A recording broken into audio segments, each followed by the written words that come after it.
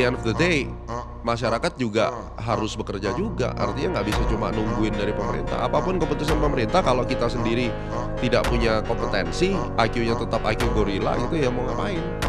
Hidupnya di bawah UMR atau bahkan UMP. Sekarang yang di UMP Jakarta pun nggak bisa hidup dengan kondisi kayak begini. Hidup layak ya, katanya, kata kunci. Uang pertama buat investasi dari mana?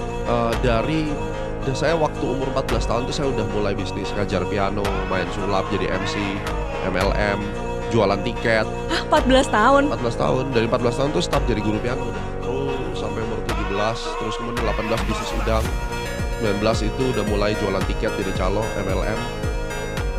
Jadi dari penghasilan sendiri itu, Yes. masih ingat nggak berapa? 30 juta awalnya, terus berkembang, bisnis udang punya duit 150 juta. Habis itu dari bisnis tiket. Uang pertama buat investasi dari mana?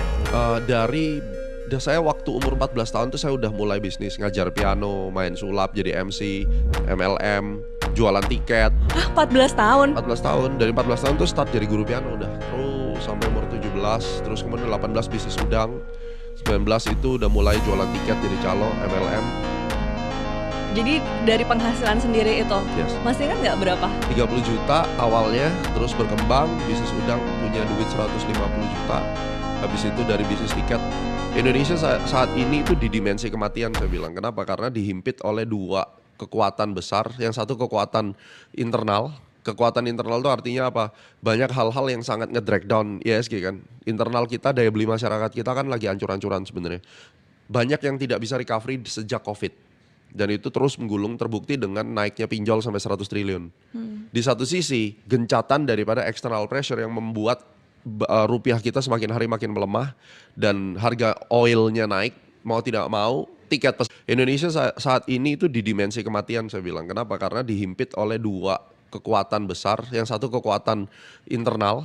Kekuatan internal itu artinya apa? Banyak hal-hal yang sangat nge-drag down ISG kan. Internal kita, daya beli masyarakat kita kan lagi ancur-ancuran sebenarnya. Banyak yang tidak bisa recovery sejak COVID. Dan itu terus menggulung, terbukti dengan naiknya pinjol sampai 100 triliun.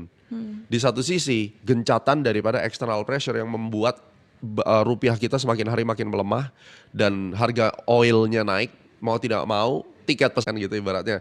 Coba kalau kita lihat, salah satu kesuksesan adalah bisa komit secara konsisten, punya dedikasi di dalam bidang yang dikerjakan. Udah lawyer, udah kaya, tetap jam 5 pagi bangun, itu panutan menurut saya.